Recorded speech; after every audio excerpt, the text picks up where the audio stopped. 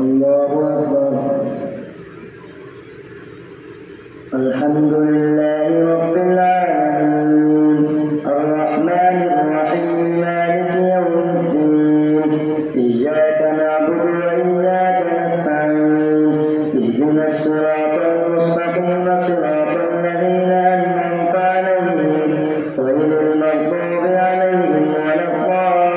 الضالين.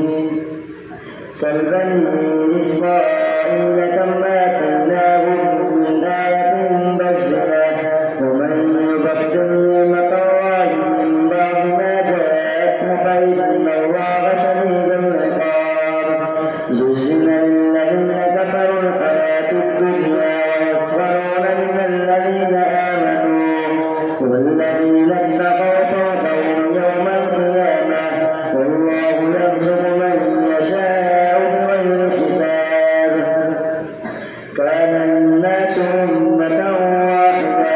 فبعث الله النبيين مبشرين ومنذرين وأنزل معهم الكتاب بالحق ليحكم بين الناس فيما اختلفوا فيه وما اختلف فيه إلا الذين أوتوه من بعد ما جاءتهم البينات بغيا بينهم فهدى الله الذين آمنوا لما اختلفوا فيه من الحق بإذنه والله يهدي من يشاء إلى صراط مستقيم. أم حسبتم أن تدخلوا الجنة ولما يأتكم مثل الذين خلوا من قبلكم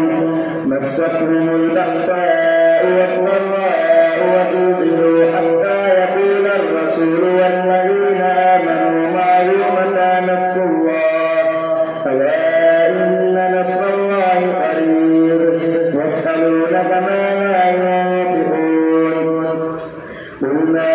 أنفقتم من خير فللوالدين والأقربين واليتامى والمساكين وابن السبيل وما تفعلوا من خير فإن الله به عليم.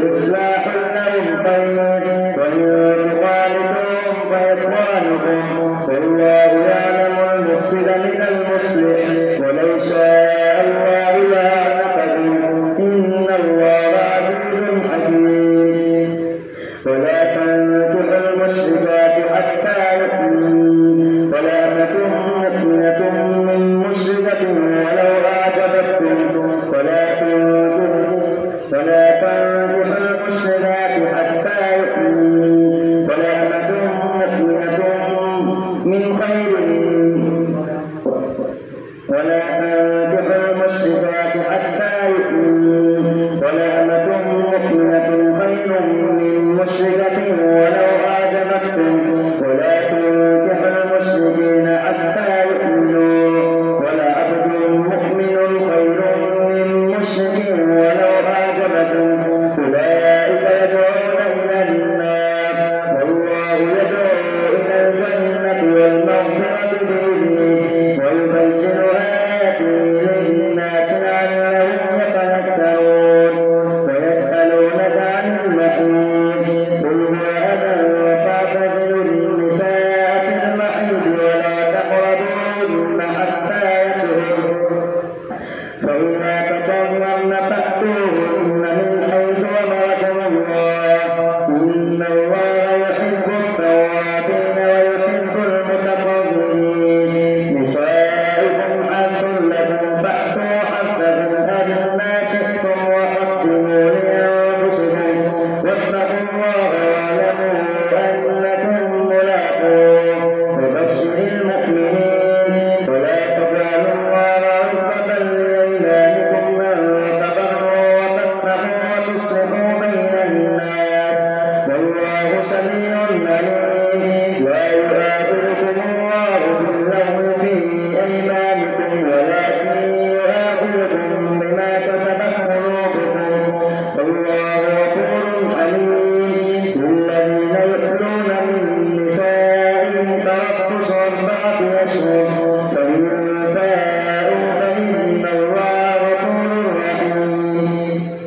وإن عزموا الطلاق فإن الله سميع عليم والمطلقات يتربصن بأنفسهن 3 قروء ولا يحل لهن أن يكتمن ما خلق الله في أرحامهن إن كن يؤمن بالله واليوم الآخر وبعولتهن أحق بردهن في ذلك إن أرادوا إصلاحا ولهن مثل الذي عليهن بالمعروف وللرجال عليهن درجة والله عزيز حكيم الطلاق مرتان فإمساك بمعروف أو تسريح بإحسان ولا يحل لكم أن تأكلوا مما آتيتموهن شيئا إلا أن يخافا ألا يقيما حدود الله وتلك حدود الله يبينها لقوم يعلمون وإذا طلقتم النساء فبلغن أجلهن الطلاق مرتان فإمساك بمعروف أو تسريح بإحسان ولا يحل لكم أن تأكلوا مما آتيتموهن شيئا إلا أن يخافا ألا يقيما حدود الله وتلك حدود الله يبينها لقوم تلك حدود الله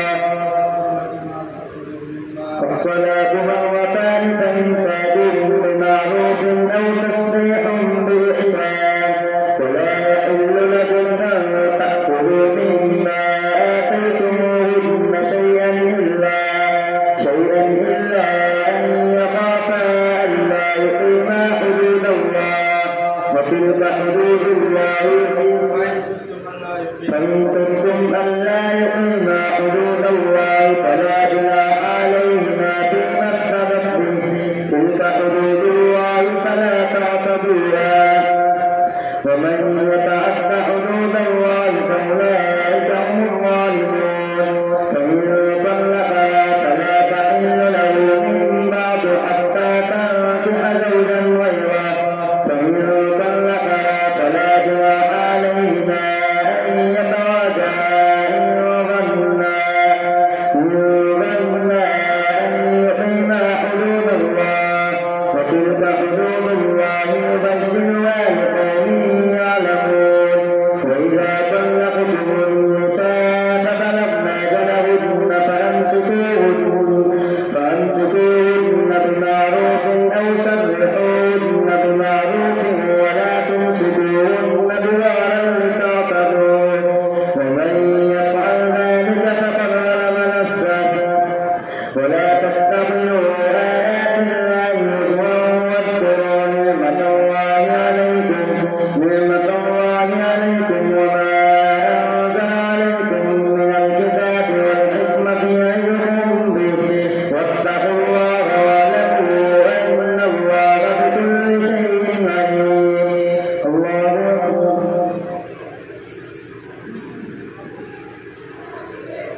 سمع الله لمن حمده. الله أكبر. الله أكبر.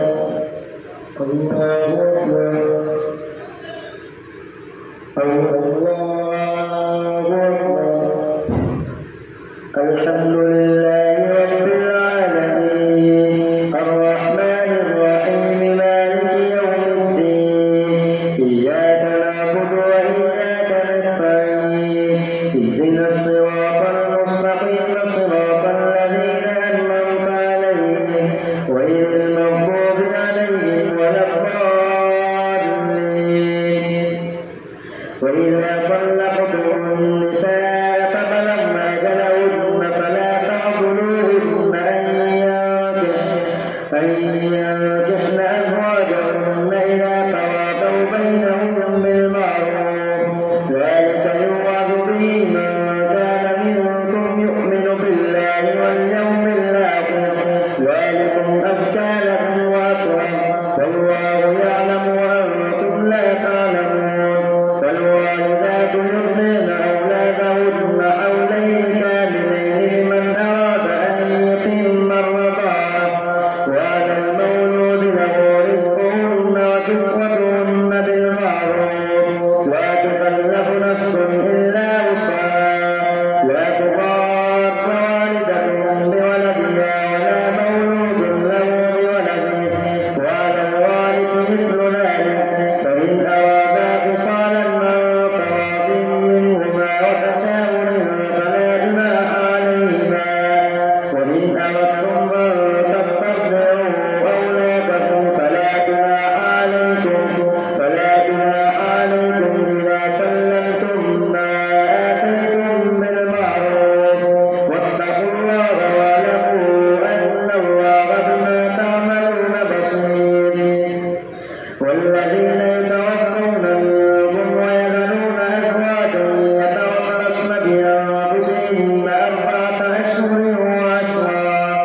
فإذا بلغن أجلهن فلا جناح عليكم فيما فعلن في أنفسهن بالمعروف والله بما تعملون خبير. ولا جناح عليكم فيما عرضتم به من خطبة النساء أو أكننتم في أنفسكم علم الله أنكم ستذكرونهن ولكن لا تواعدوهن سرا إلا أن تقولوا قولا معروفا ولا تعزموا عقدة النكاح حتى يبلغ الكتاب أجله واعلموا أن الله يعلم ما في أنفسكم فاحذروه واعلموا أن الله غفور حليم. لا جناح عليكم إن طلقتم النساء ما لم تمسوهن